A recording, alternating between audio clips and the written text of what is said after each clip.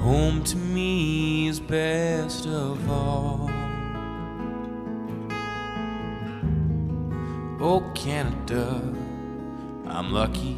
That is John Curvin on vocals. The song is Land of Lakes, and no, they're not selling butter. They are from the band Duke Street Turnaround. Also with John today, we have Brant Garrett with us today. So good to have you both in Saskatchewan, because I know you've got a lot going on. So first of all, welcome. Good to have you here. Thank you. Thanks for having us. Yeah. Well, we're going to talk about the Northern Lights Bluegrass Festival in just a bit here, but I want to find out about the name, Duke Street Turnaround. Let's face it, we don't often think of a bluegrass band in Toronto, so let's first start with the name, though. Yeah, so the name, it comes from my hometown in North Bay, actually. Okay. So in North Bay, you're driving down a street, and Fisher Street, and there's an intersection with Duke Street. But normally, the intersection is about 90 degrees, and this intersection is more...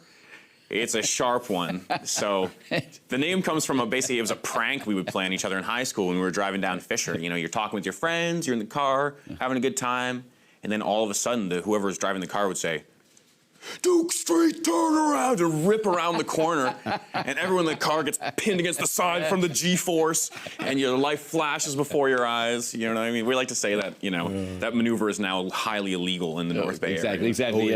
Err on the side of safety and caution. Yes, sir. So how did you meet this guy, and how did you start a bluegrass band? Yeah, well, we all went to school together. We studied music at Humber College together, and at that time we were kind of all in different musical genres, and John's actually a piano player, and our mandolin player Bill is a drummer, so they were all doing their own stuff. Then the pandemic came around, and all our gigs dried up.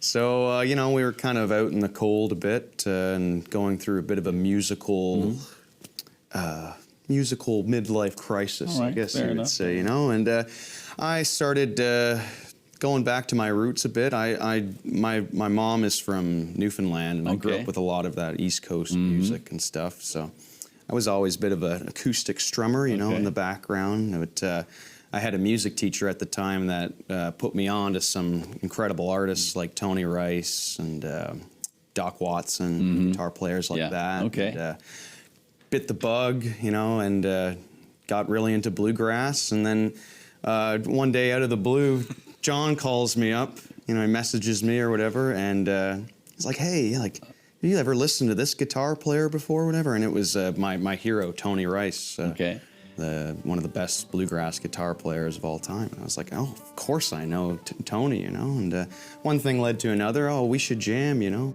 Okay, fair enough. And when do we get to see you play on stage at Northern Lights? So we'll be playing Friday and Saturday. Okay, Friday and Saturday. Yeah. Okay, we're just out of time. Great to have John and Brant with us today. Looking forward to them spreading the bluegrass gospel up at the Northern Lights Bluegrass Festival coming up this weekend. So thank you both for being here, and safe travels. Thanks for having us. Thank you very much.